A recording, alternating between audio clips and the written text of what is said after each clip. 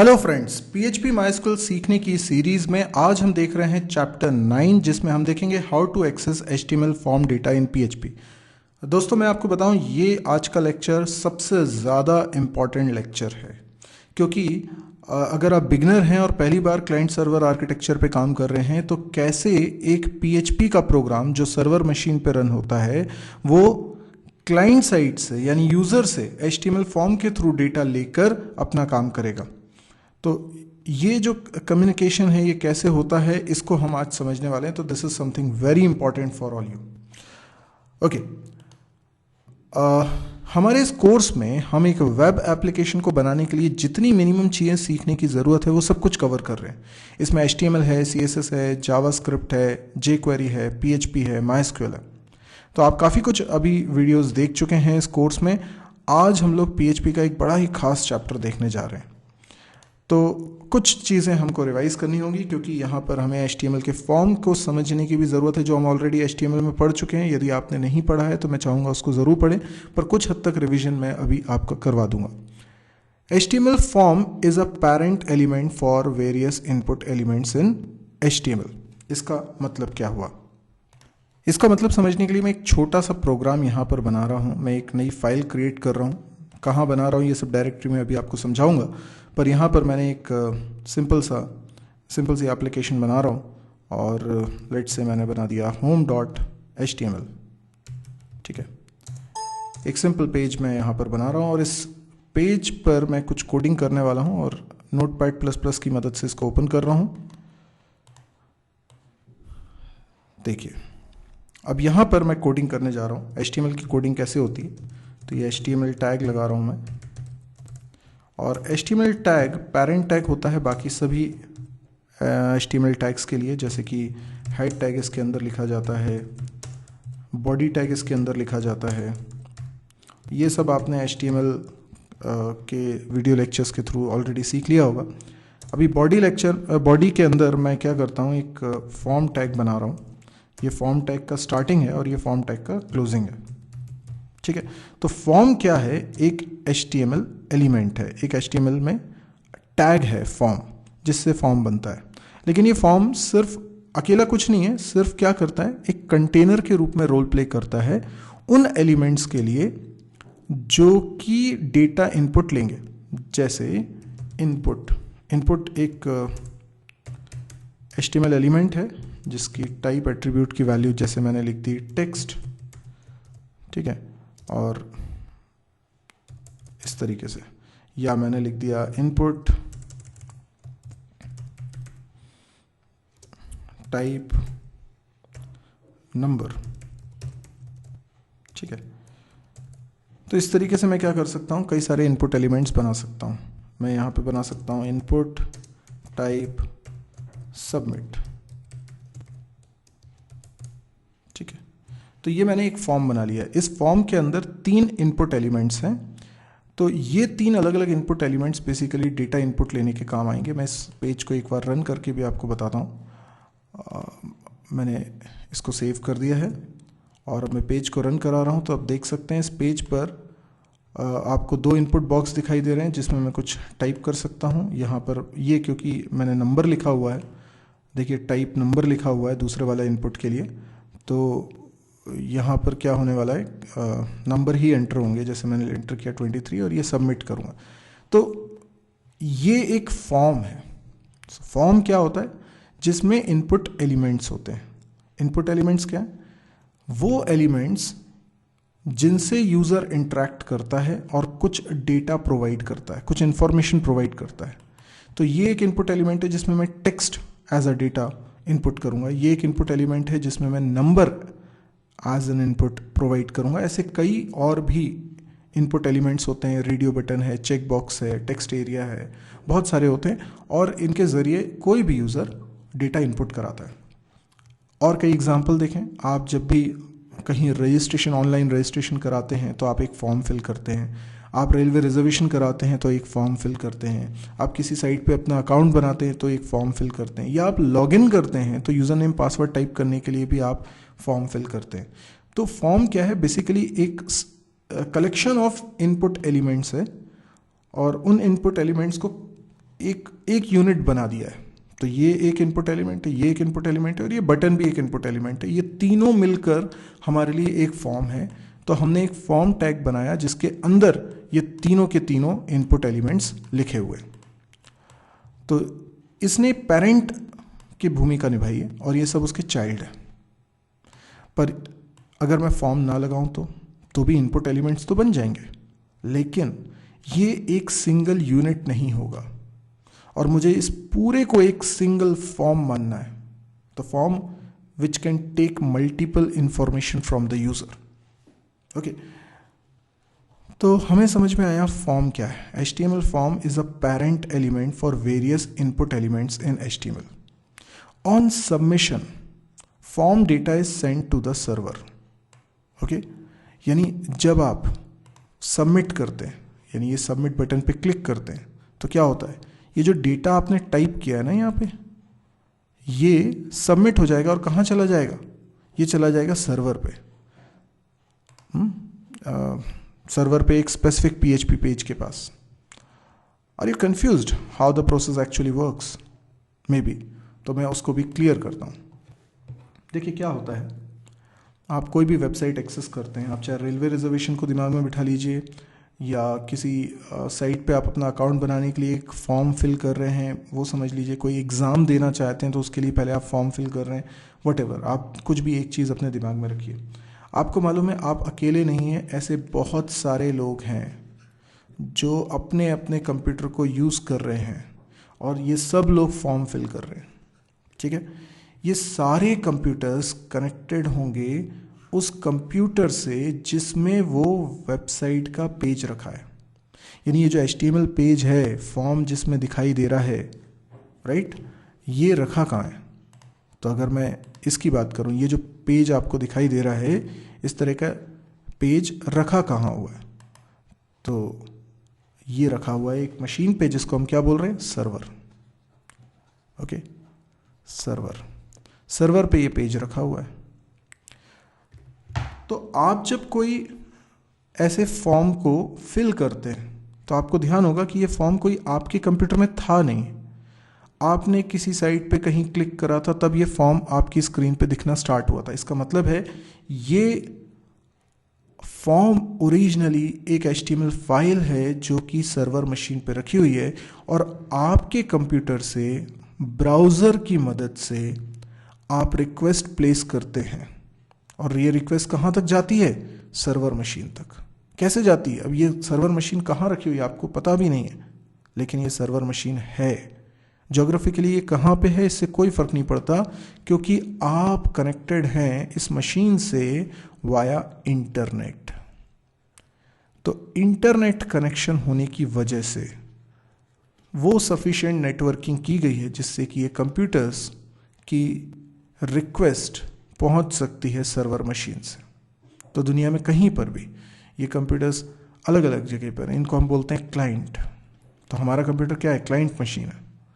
तो हमने browser open किया, कोई साइट का नाम लिखा www.something.com और कोई इस तरीके से हमने जब लिखा तो ब्राउज़र के थ्रू हमारे कंप्यूटर ने रिक्वेस्ट करी और रिक्वेस्ट कहाँ चली गई, इंटरनेट के माध्यम से सर्वर मशीन पे, और सर्वर पे ये जो पेज है ये आपको रिटर्न बैक करके दे दिया गया।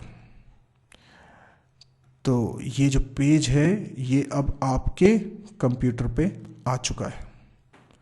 अब ये पेज आपको दिख रहा है, इसमें फॉर्म है, इस फॉर्म को आप फिल कर रहे हैं। फिल करने के बाद आप क्या करते हैं, सबमिट बटन पे क्लिक करते हैं। जैसे आप सबमिट बटन पे क्लिक करते हैं तो क्या होता है, ये डेटा जो आपने यहाँ फॉर्म में फिल किया है वो सब कुछ कहाँ चला जाता है, वो चला जाता है सर्वर पे। पर सर्वर पे दो चीज़ें जाती हैं। सर्वर पे जाती है आपकी रिक्वेस्ट किसी पेज के लिए।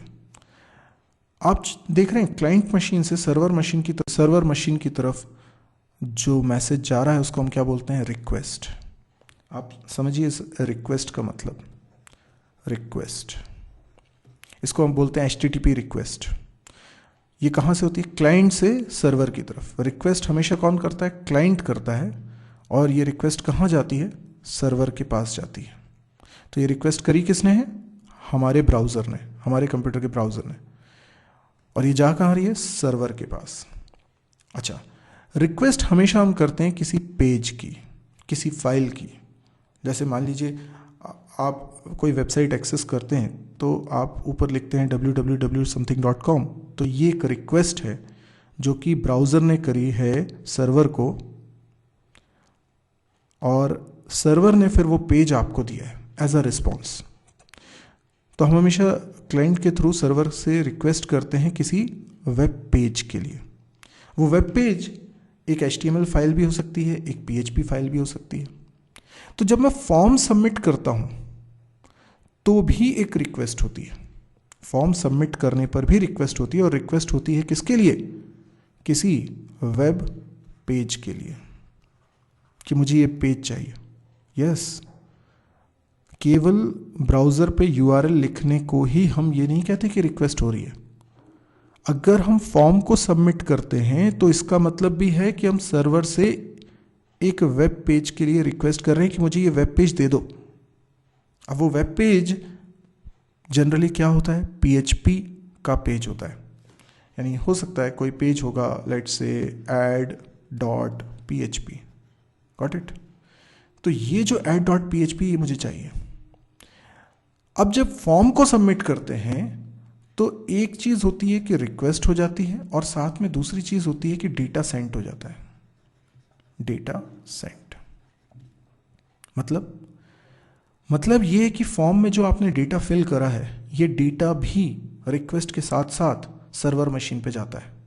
सर्वर मशीन पे अब दो चीज़ें पहुंची हैं, एक रिक्वेस्ट कि कौन सा वेब पेज आप मांग रहे हो, दूसरा वो डेटा जो फॉर्म में आपने फिल करा था। Got it? ओके, अभी आपको बेसिक तो समझ में आया, लेकिन 3 इंपॉर्टेंट पॉइंट हैं, बहुत ही इंपॉर्टेंट है, इनको समझना है। एक्शन, मेथड और नेम। सबसे पहले बात करते हैं एक्शन की। जब हम HTML फॉर्म बनाते हैं तो उसके फॉर्म के अंदर एक एक्शन नाम का एट्रीब्यूट हम लिखते हैं, जिसकी वैल्यू के रूप में हम एक PHP फाइल का URL लिखते हैं। URL की जगह पर अभी मैंने सिंपली फाइल का नाम लिख दिया है add.php, ठीक है? बाकी पूरा URL आएगा कैसा? http://www.something.com/ इस तरीके से पूरा एक URL आएगा, जो एक्चुअल में सर्वर पे रखे एक पेज को डिनोट करेगा, ठीक है? तो एक्शन एट्रीब्यूट में एक PHP फाइल का URL लिखने का क्या मतलब है? मैंने आपसे कहा, जब भी आप फॉर्म सबमिट करते हैं, क्लाइंट सर्वर को एक वेब पेज के लिए रिक्वेस्ट करता है। वो वेब पेज कौन सा होगा, वो आपने लिखा है एक्शन एट्रीब्यूट के अंदर। एक्शन एट्रीब्यूट के अंदर जो वैल्यू आपने असाइन करी है वो बेसिकली क्या है कि फॉर्म जब भी सबमिट किया जाएगा, सर्वर पे इस पेज के लिए रिक्वेस्ट की जा रही है। अगर आपने ये लिखा ही नहीं तो फिर सेल्फ के लिए रिक्वेस्ट आ रही है, मतलब ये home.html पेज है, इसी के लिए रिक्वेस्ट जा रही है, जो कि हम नहीं चाहेंगे, क्योंकि हम HTML पेज की डिमांड नहीं कर रहे हैं। क्योंकि HTML पेज की अगर डिमांड करेंगे तो वो इस डेटा को एक्सेस नहीं कर पाएगा। तो आप ये समझिए कि फॉर्म के एक्शन एट्रीब्यूट को सेट करना बहुत ज़रूरी है। फॉर्म के एक्शन एट्रीब्यूट की वैल्यू से ही पता चलेगा कि फॉर्म सबमिट होकर सर्वर पे किस पेज के लिए रिक्वेस्ट करेगा। तो हमें यह समझ में आया कि फॉर्म जब भी सबमिट होगा, क्यों add.php पेज के लिए ही रिक्वेस्ट की जा रही होगी, क्योंकि फॉर्म के एक्शन एट्रीब्यूट में ऐसा लिखा होगा जब भी फॉर्म सबमिट होगा, ठीक है? तो add.php की डिमांड होगी। हाँ, कुछ और भी हो सकता है, अगर आप यहाँ पे किसी और फाइल का URL लिख दें तो फॉर्म सबमिट होने पर उस पेज की रिक्वेस्ट हो रही होगी। और दूसरी चीज़ क्या है? डेटा। ये डेटा भी जा रहा है। अच्छा, अब जरा दूसरे एंड पे भी एक बात को समझिए। ये दूसरे एंड पर यानी सर्वर एंड पे एक सॉफ्टवेयर होता है जिसका नाम है वेब सर्वर। ये वेब सर्वर क्या है? एक software web server. Example Apache. Apache क्या है? अपाचे एक पर्टिकुलर सॉफ्टवेयर का नाम है जो वेब सर्वर है। इसका काम ये होता है कि जो क्लाइंट ने रिक्वेस्ट की है उस रिक्वेस्ट को फुलफिल करना। तो पहले तो वो रिक्वेस्ट को रिसीव करता है। तो वेब सर्वर को दो चीज़ें मिली, एक तो ये कि कौन सा पेज मांगा जा रहा है add.php, और दूसरी चीज़ वो डेटा जो कि फॉर्म से सबमिट हो के आया है। जब भी वेब सर्वर ये देखता है कि रिक्वेस्ट किसी PHP फाइल के लिए आई है, वेब सर्वर इसी कंप्यूटर में मौजूद एप्लीकेशन सर्वर को कॉल करता है। एप्लीकेशन सर्वर क्या है? एक प्रोग्राम। ये प्रोग्राम क्या है? PHP के कोड को रन करने के लिए बनाया गया है। तो वेब सर्वर ने एप्लीकेशन सर्वर से कहा कि देखो भाई, मेरे कंप्यूटर में यानी सर्वर मशीन पे एक फाइल है add.php, ये डिमांड आई है क्लाइंट से कि add.php दे दो, पर क्योंकि इसमें PHP एक्सटेंशन है तो इसमें PHP का कोड होगा, तो उसको पहले तुम रन कर दो और उसके बाद जो आउटपुट आए वो मुझे देना ताकि मैं क्लाइंट को दे सकूं। तो वेब सर्वर ने एप्लीकेशन सर्वर से रिक्वेस्ट करी कि इस add.php को पहले रन करो। तो एप्लीकेशन सर्वर add.php को करने वाला है रन। अब एप्लीकेशन सर्वर क्या रन करेगा? वो कोड कहाँ है? वो add.php फाइल में रखा हुआ है। तो समझ लीजिए कि ये जो फाइल है ये है add.php फाइल, और इस फाइल को जब एप्लीकेशन सर्वर रन करेगा तो इसमें PHP लैंग्वेज में कुछ कोड लिखा हुआ है, तो उसको रन करेगा। अब ये जो कोड है ये चाहता है कि उस डेटा को एक्सेस कर ले जो डेटा फॉर्म से सबमिट होकर यहां तक आया है। तो यस, add.php के अंदर हम उस डेटा को एक्सेस कर सकते हैं। अब ये जो डेटा भेजा गया है ना क्लाइंट से सर्वर की तरफ, ये दो तरीके से भेजा जा सकता है। दो मेथड्स हैं इसके। एक मेथड होता है एक होता है गेट और दूसरा होता है पोस्ट। ये बात कैसे तय होगी कि कब मेथड गेट है कब पोस्ट है? तो जब हम कोडिंग करते वक्त फॉर्म के अंदर एक और एट्रीब्यूट लिखते हैं जिसका नाम है मेथड, तो इसकी वैल्यू तय करेगी कि डेटा भेजने का तरीका क्या है, गेट या पोस्ट। मैंने लिख दिया गेट। क्या फ़र्क होता है गेट और पोस्ट में? अगर मैं मेथड लिख रहा हूँ गेट, तो ये सारा का सारा डेटा URL में अपेंड होकर जाएगा, और अगर मैं पोस्ट लिखता हूँ तो ये पूरा पूरा डेटा एक हिडन ऑब्जेक्ट में रख कर जाएगा। अब दोनों में से किस तरीके से जाना है ये तो हम तय कर सकते हैं, क्योंकि ये फॉर्म के अंदर मेथड एट्रीब्यूट की वैल्यू हमें लिखनी है। हम यहाँ गेट भी लिख सकते हैं, पोस्ट भी लिख सकते हैं, जो हमारी मर्जी। गेट के थ्रू हम कम डेटा भेज सकते हैं, पोस्ट के थ्रू हम ज़्यादा डेटा भेज सकते हैं। गेट के थ्रू जो डेटा भेज रहे हैं वो URL में अपेंड होकर जा रहा है, इसलिए ब्राउज़र में आप देखेंगे ये जो URL लिखा है इसमें यहाँ पर मुझे वैल्यूज़ दिखाई देंगी। मतलब URL ये है, इसके आगे आपको वो वैल्यू दिखाई देंगी जो यहाँ पर मैं लिख रहा हूँ। ठीक है, नहीं समझ में आई बात? देखिए, मैं यहाँ पे कुछ टाइप करता हूँ। मैंने लिखा लेट्स से ABC और यहाँ पे कुछ नंबर लिखता हूँ। अब सबमिट करता हूँ तो ये जब डेटा जाएगा तो यहाँ पर अपेंड होके जाएगा, पर अभी फ़िलहाल क्यों नहीं दिख रहा है? वो डेटा मुझे दिखना चाहिए था। तो डेटा इसलिए नहीं दिख रहा क्योंकि मैंने नेम एट्रीब्यूट सेट नहीं करा है। ठीक है, मैं बताता हूँ नेम एट्रीब्यूट का मतलब, क्योंकि तीसरी चीज़ हमको यही समझनी है कि नेम एट्रीब्यूट क्या है।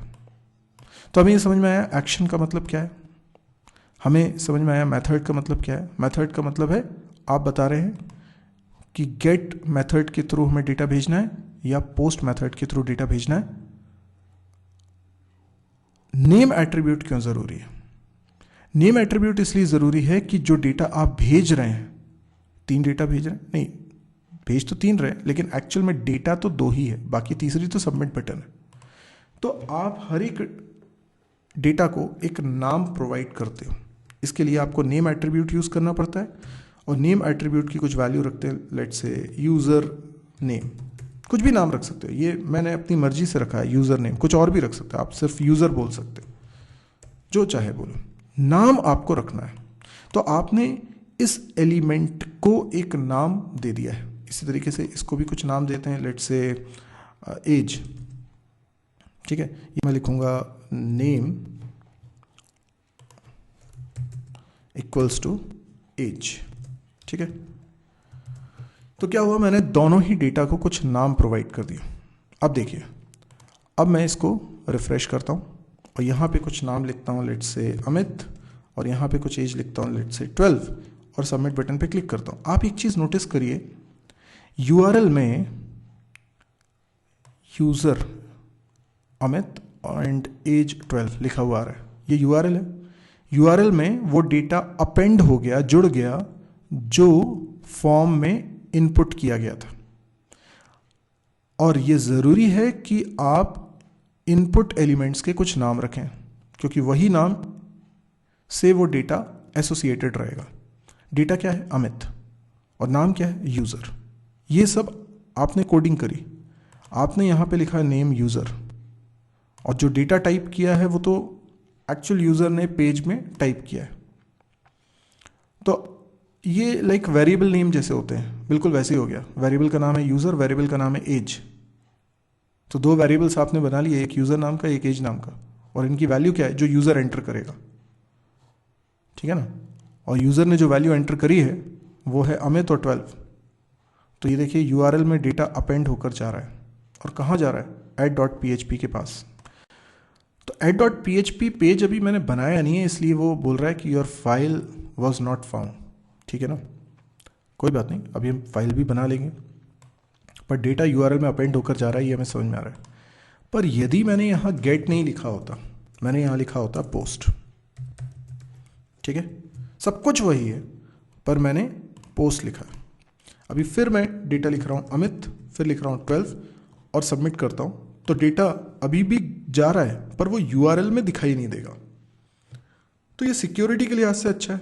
कई बार हम पासवर्ड वगैरह भेज रहे होते हैं तो हम नहीं चाहते कि वो विजिबल रहे, तो सिक्योरिटी के लिहाज से पोस्ट लिखना ज़्यादा बेटर है। गेट लिखने में वो डेटा आपको यूआरएल में दिखने लगता है। गेट के थ्रू हम कम डेटा भेज सकते हैं, पोस्ट के थ्रू हम ज़्यादा डेटा भेज सकते हैं। ऐसे कुछ और भी अंतर गेट और पोस्ट में है। बहरहाल आप जिस तरीके से भी डेटा को भेजना चाहें ये आपकी चॉइस है, और आपको यहाँ पर मेथड की वैल्यू के रूप में लिखना है। तो आपको ये समझ में आया होगा कि गेट की वैल्यू मेथड की वैल्यू गेट या पोस्ट है। आपको समझ में आया होगा कि एक्शन की वैल्यू वो PHP पेज है जिसके लिए हमें रिक्वेस्ट सर्वर से करनी है, और ये वही फाइल है जो रन हो रही है सर्वर पे, यानी add.php रन हो रही है सर्वर पे, और ये वही फाइल है जो उस डेटा को एक्सेस करेगी जो डेटा क्लाइंट से सर्वर की तरफ आया है। अब सवाल ये उठता है कि कैसे add.php फाइल के अंदर मैं उस डेटा को कैसे एक्सेस करूं जो कि क्लाइंट की तरफ से आया है। इसके लिए आपको एसोसिएटिव एरेज का यूज़ करना है, लेकिन ये ध्यान रखिए, ये कंपलसरी है कि आपने फॉर्म के इनपुट एलिमेंट्स का कुछ नाम रखा। यदि आपने नेम एट्रीब्यूट नहीं रखा है तो PHP में मैं इस डेटा को एक्सेस नहीं कर पाऊंगा। तो क्या आपको ये बात समझ में आ रही है कि ये बहुत इंपॉर्टेंट है कि फॉर्म में आप नेम एट्रीब्यूट सेट करें। इसके बिना आप इस डेटा को एक्सेस नहीं कर पाएंगे PHP में। तो हमने तो नेम एट्रीब्यूट सेट किया हुआ है। तो अब मैं PHP फाइल बनाता हूँ और उसमें भी कोडिंग करता हूँ। तो मैंने यहाँ पर एक और फाइल बनाई। फाइल का नाम कुछ रख लेता हूँ, लेट्स से ऐड। अब नाम कुछ भी रखें, नाम से कोई फ़र्क नहीं है, add.php, ठीक है। ये add.php रख लिया। समझ लीजिए सर्वर कंप्यूटर की हार्ड डिस्क में मैंने दो फाइल्स बनाई हैं, एक home.html और एक add.php।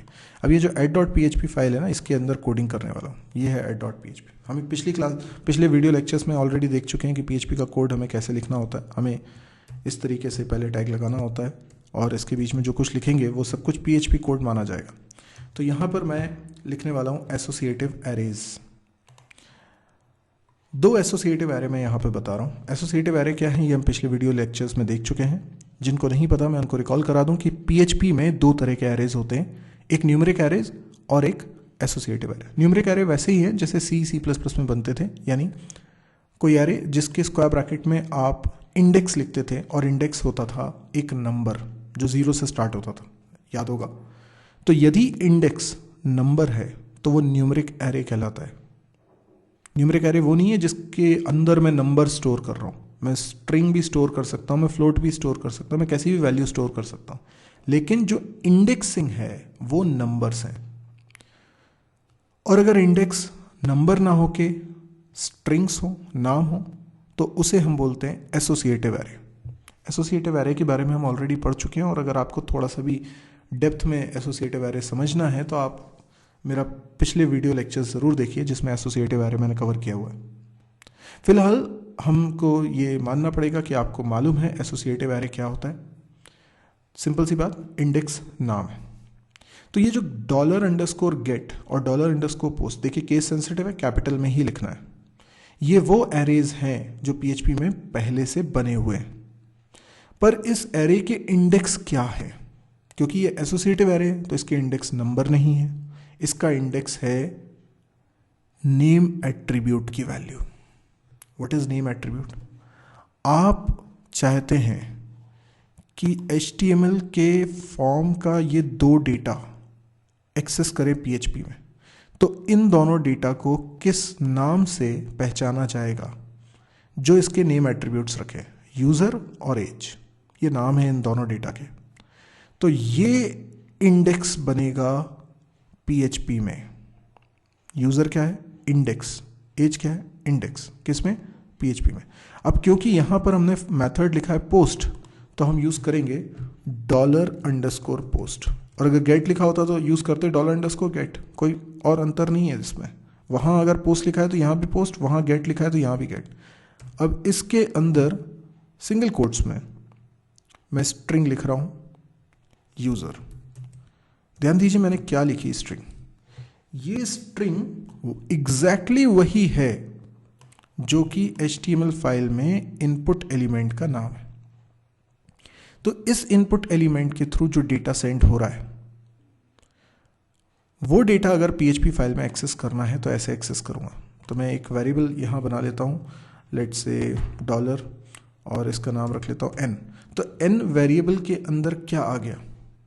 वो डेटा आ गया जो नाम यूज़र ने एंटर किया था, अमित। इसी तरीके से मैं लिखता हूँ $A और इसमें लिख देता हूँ $_post और एज। एज क्या है? देखिए मैंने कई बार एक्सपीरियंस किया है, यूज़र स्टूडेंट्स इसमें बहुत कंफ्यूज होते हैं। बहुत सिंपल सी बात है, PHP फाइल के अंदर अगर HTML फॉर्म का डेटा एक्सेस करना है तो हर एक इनपुट एलिमेंट का कुछ नाम होना चाहिए। जैसे यहाँ पे दोनों इनपुट एलिमेंट्स के नाम हैं, और यही नाम यहाँ पर इंडेक्स का काम करेंगे एसोसिएटिव एरे में। तो ये एरे हमने नहीं बनाया, ये प्री डिफाइंड, आप इसको यूज़ कर सकते हैं उस डेटा को एक्सेस करने के लिए। तो मैं इसी को प्रिंट भी करा के दिखा देता हूँ, इको, और मैंने लिखा hello $n, your age is $A। बस इतना सा मैंने लिखा है, ठीक। अब ये जो कोड रन होगा ना, तो प्रिंट हो जाएगा hello Amit, your age is 12, ठीक है ना। अच्छा, लेकिन आप जानते हैं कि हमें सर्वर से रिक्वेस्ट करनी होगी, यानी हम क्लाइंट मशीन पे होंगे और ये सर्वर से रिक्वेस्ट करनी होगी। तो अब बड़ी इंपॉर्टेंट बात सुनिए, क्योंकि मैं पहले भी आपको बता चुका हूँ वैम सर्वर के बारे में। मैंने वैम सर्वर इंस्टॉल किया हुआ है अपने कंप्यूटर पे, क्योंकि क्लाइंट मशीन अलग होती है और सर्वर मशीन अलग होती है। तो ये तो एक्चुअल सिनेरियो हो गया। अब एक प्रोग्रामर के तौर पे मुझे टेस्टिंग करनी है, तो मैं कोई अलग अलग सर्वर और क्लाइंट तो बनाऊंगा नहीं। मैं अपने ही कंप्यूटर को क्लाइंट भी बनाना चाहता हूँ और सर्वर भी बनाना चाहता हूँ। तो होना बस ये है कि मेरे कंप्यूटर पे ही दोनों चीज़ें होंगी। मेरा कंप्यूटर ये है और इस पे ब्राउज़र भी है, मतलब क्लाइंट है, और इसमें सर्वर भी है, मतलब मैंने वैम्प इंस्टॉल कर रखा है इसलिए सर्वर भी है। तो मेरा क्लाइंट इतनी लंबी दूरी तक रिक्वेस्ट करने की बजाय डायरेक्टली किससे रिक्वेस्ट करेगा? वैम्प से। पर हमारी कोडिंग, हमारी जो प्रोसेस होगी वो बिल्कुल एग्जैक्टली वैसी ही होगी जैसे कि एक्चुअल सिनेरियो में होती है। एक्चुअल सिनेरियो में क्या होता है? एक्चुअल सिनेरियो में होता है कि पहले हम ब्राउज़र को ओपन करते हैं और फिर URL लिखते हैं। URL कैसे लिखते हैं? www. एग्जैक्टली वैसे ही हम यहाँ पर भी करेंगे, पर क्योंकि www.something.com लिखने का मतलब ये हुआ कि हम एक रजिस्टर्ड वेबसाइट है जिस तक एक्सेस कर रहे हैं। लेकिन अभी तो क्या है कि सर्वर भी हमारी मशीन पे ही है। वैम्प सर्वर आपने डेफिनेटली इंस्टॉल करके रखा होगा। तो हम क्या करेंगे, हम यहाँ पे लिखेंगे लोकल होस्ट। लोकल होस्ट इसलिए लिख रहे हैं क्योंकि हमारी ही मशीन पे सर्वर है स्लैश। अच्छा, अब मैं स्लैश के आगे कुछ लिखूं उससे पहले मैं आपको बेसिक बात बता देता हूं। अगर आपने वैम्प इंस्टॉल किया है, आपके कंप्यूटर पर वैम्प है, जैसे मेरे पास भी वैम्प इंस्टॉल्ड है और देखिए एक वैम्प नाम का फोल्डर बन गया, तो आप भी देखिएगा आपके कंप्यूटर पे आपने अगर वैम्प इंस्टॉल किया तो वैम्प नाम का फोल्डर बन चुका है। ठीक है, ये इसके अंदर ये बहुत सारी फाइल्स आपको दिखाई दे रही हैं। ये फाइल्स आप सिर्फ www फोल्डर के अंदर ही रखेंगे। अब www फोल्डर के अंदर आप डायरेक्टली रखें या एक और फोल्डर बना के रखें, जैसे मैंने एक फोल्डर बनाया एग्जाम्पल। पर यह ध्यान रखिएगा कि आपकी पूरी वेब एप्लीकेशन कहाँ होनी चाहिए, सर्वर पे, मतलब कहाँ होनी चाहिए, www फोल्डर के अंदर। तो आप दोनों चीज़ों में पहले फ़र्क करिए। एक्चुअल सिनेरियो क्या है, क्लाइंट मशीन अलग है, सर्वर मशीन ज्योग्राफिकली कहीं अलग है, इंटरनेट से हम कनेक्टेड हैं, तो हमारी रिक्वेस्ट जाती है सर्वर मशीन पे और सर्वर मशीन से रिस्पॉन्स आते हैं। तो हम जानते हैं कि सारे के सारे वेब पेजेस, चाहे वो HTML फाइल हो, PHP फाइल हो, सब कहाँ रखी है, सर्वर मशीन पे। अब दूसरा सिनेरियो क्या है प्रोग्रामर के लिए, कि उसे पहले अपनी वेबसाइट बना के टेस्ट करनी है। जब उसको पक्का हो जाएगा कि हाँ सही बन चुकी है, तब वो अपनी पूरी वेबसाइट को कहाँ, सर्वर पे होस्ट करेगा। लेकिन उसके कंप्यूटर पे जब वो प्रोग्रामिंग के दौरान टेस्टिंग कर रहा है, तो उस समय तो क्लाइंट भी वही है और सर्वर भी वही है। तो वैम्प क्या है, उस सर्वर को डिनोट करेगा। तो वैम्प अगर सर्वर को डिनोट करेगा तो वैम्प फोल्डर के अंदर, www फोल्डर के अंदर ही आपको अपनी वेब एप्लीकेशन की सारी फाइल्स रखनी है। तो मैंने एक वेब एप्लीकेशन बनाना चाहा तो मैंने एक एग्जाम्पल नाम का फोल्डर बना दिया और एग्जाम्पल फोल्डर के अंदर ये add.php और home.html बनाई हुई है। ये दोनों फाइल्स मैंने यहाँ पर बनाई हुई है। तो आपको इसी तरीके से करना है, रखना है www के अंदर। तो जब आप लिखते हैं लोकल होस्ट, तो आप ऑलरेडी www फोल्डर के अंदर होते हैं। यानी जब रिक्वेस्ट जाएगी अपाचे के पास, वेब सर्वर के पास, तो वो सिर्फ www फोल्डर के अंदर ही सर्च करेगा। तो आपको पूरा पाथ लिखने की ज़रूरत नहीं, आप सीधे लोकल होस्ट लिखिए, स्लैश लिखिए और उसके बाद फिर www फोल्डर में तो आप ऑलरेडी हैं, उसके अंदर के फोल्डर का नाम लिखिए एग्जाम्पल, उसके बाद स्लैश लगाइए, उसके बाद आप लिखिए home.html। क्यों? क्योंकि मैंने एक फ़ाइल बनाई हुई है home.html नाम से, मैं इस फाइल को चलाना चाहता हूँ। तो ऐसा लिखने से हुआ क्या, हमारा ब्राउज़र रिक्वेस्ट करेगा किससे, लोकल होस्ट। लोकल होस्ट मतलब खुद से रिक्वेस्ट करे, खुद से रिक्वेस्ट का मतलब सेम मशीन से रिक्वेस्ट करेगा। तो ये रिक्वेस्ट किसके पास जाएगी, वेब सर्वर के पास। वेब सर्वर कौन सा, जो वैम्प के साथ आया है। हम उससे कह रहे हैं कि देखो वैम्प, तुम्हारे पास जो एग्जाम्पल नाम का फोल्डर रखा हुआ है तुम्हारी डिफ़ॉल्ट डायरेक्टरी में, जो कि www है, उसके अंदर home.html पेज है, वो मुझे दे दो। तो मैं जैसे ही इस पर हिट करता हूँ, मुझे एक एरर मैसेज आता है, this site can not be reached. Why? Because अभी मैंने वैम्प को स्टार्ट ही नहीं किया। वैम्प सर्वर, ये बहुत कॉमन मिस्टेक है। हम अक्सर वैम्प को स्टार्ट करना भूल जाते हैं और हम देखते हैं कि ये रिक्वेस्ट फुलफिल नहीं हो रही है। तो मैं क्या करता हूँ, मैं बैक जाता हूँ और वैम्प फोल्डर के अंदर एक नीचे फोल्डर आपको दिखाई दे रहा है wampmanager.exe, मैं इसको रन करता हूँ।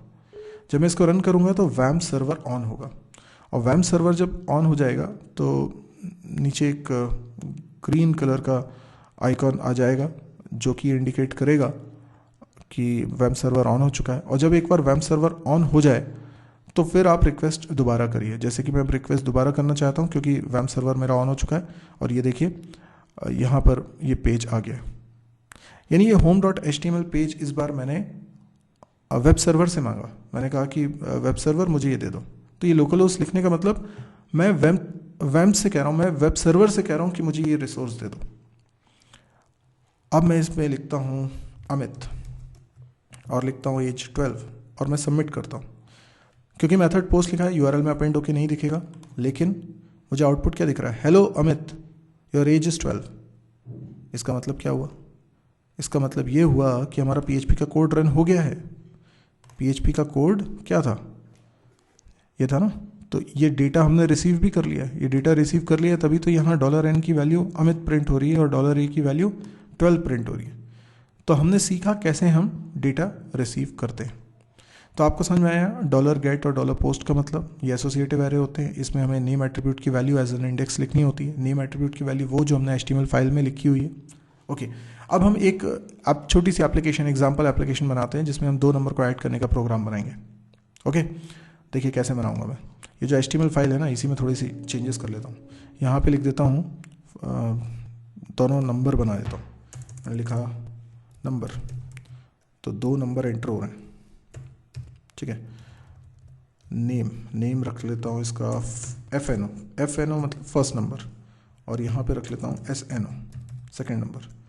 और जो 2 नंबर का एडिशन होना है वो PHP में होना है। तो ये जो फॉर्म दिखेगा ना मुझे, इसमें 2 इनपुट फील्ड्स दिखाई देंगे। अच्छा, यहाँ पे मैं लिख देता हूँ प्लेस होल्डर लिख देता हूँ, ठीक है। प्लेस होल्डर की वैल्यू लिख देता हूँ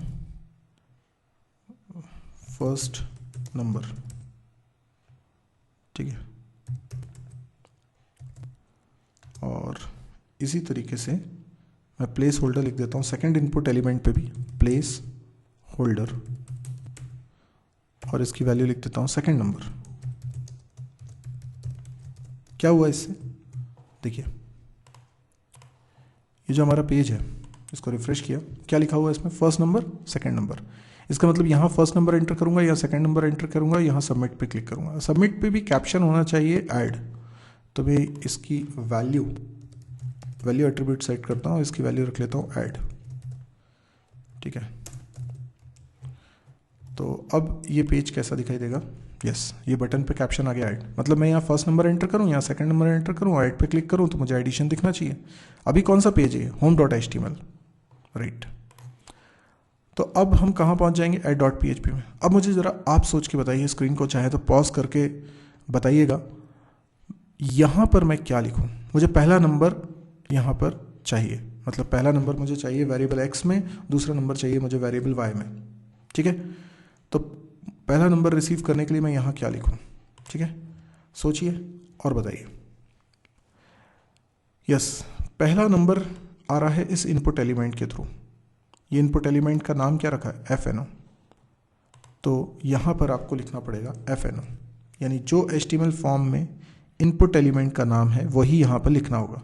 ऐसे यहाँ पर क्या लिखना पड़ेगा, SNO सेकेंड नंबर। अब ये दोनों डेटा x और y में आ चुका है। मैं क्या करूँ, मैं एक वेरिएबल बनाता हूँ, लेट्स से सम, और इसकी वैल्यू कर देता हूँ $x + $y, ठीक है। और यहाँ पे क्या प्रिंट करा देता हूँ, यहाँ मैसेज चेंज करता हूँ, मैसेज लिखता हूँ sum of $x and $y is $sum, ठीक है। अब हम इसको चला के देखते हैं, होना क्या चाहिए, फर्स्ट नंबर आ गया x में, सेकंड नंबर आ गया y में, दोनों का सम किया, सम वेरिएबल में आ गया। अब मैं मैसेज प्रिंट करा रहा हूँ सम ऑफ पहला नंबर एंड दूसरा नंबर इज इतना। देखिए मैंने इसको फिर रिफ्रेश किया, पहला नंबर एंटर कर रहा हूँ लेट्स से 11, दूसरा नंबर एंटर कर रहा हूँ मान लीजिए 22, ऐड पे क्लिक करता हूँ, क्या आया, सम ऑफ 11 and 22 इज 33। तो हुआ क्या, कैलकुलेशन हुआ सर्वर पे, इनपुट और आउटपुट हुआ क्लाइंट मशीन पे। ये पेज कौन देख रहा है, ब्राउजर को कौन यूज कर रहा है, क्लाइंट। तो क्लाइंट मशीन से रिक्वेस्ट गई थी, सर्वर से रिस्पॉन्स आया था, ठीक है। ये पूरी फिलॉसफी आपको समझ में आई होगी। आई होप अब आप इसके बाद जैसे 2 नंबर को ऐड करने का मैंने प्रोग्राम बनाया, और भी बहुत सारे प्रोग्राम बना सकते हैं। आप सिंपली फैक्टोरियल का प्रोग्राम बना लीजिए। मेन बात क्या है, कैलकुलेशन हो रहे हैं सर्वर पे PHP प्रोग्राम के थ्रू, और इनपुट आउटपुट हो रहा है क्लाइंट मशीन पे। तो ये हमने अभी सिंपल प्रोग्रामिंग करना सीखी। अभी आप ऐसे खूब सारे प्रोग्राम्स बनाइए, आगे चल के हम डेटाबेस इंटरेक्शन भी उसमें इन्वॉल्व करेंगे, तब हमें ज़्यादा यूजफुल लगने लगेगा। वरना अभी तो हम सोचेंगे ये काम तो हम जावास्क्रिप्ट से भी करा सकते हैं, PHP से कराने की क्या ज़रूरत है। अभी वो सब मत सोचिए, अभी बस करिए, प्रैक्टिस करिए, आगे जाके क्लियर हो जाएगा वाई PHP। ओके, तो यदि आपको ये वीडियो पसंद आया तो आप इसे लाइक करिए। यदि आपको इस तरह के और वीडियोस देखने हैं तो आप इस चैनल को भी सब्सक्राइब करिए। जब भी मैं कोई नया वीडियो अपलोड करता हूं तो चैनल में आपकी अपडेट आ जाएगी।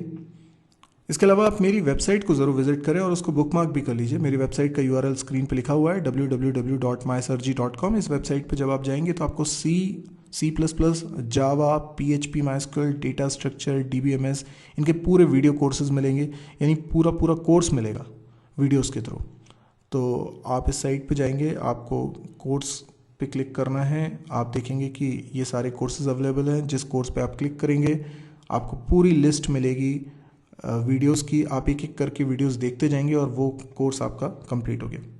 इसके अलावा प्रोग्रामिंग एक्सरसाइज भी है, तो काफ़ी सारे प्रोग्राम्स वहाँ पर वीडियोस के थ्रू ही मैंने बना के बताए हैं, और उनको कैसे बनाना चाहिए, क्या अप्रोच होनी चाहिए, वो भी सिखाइए।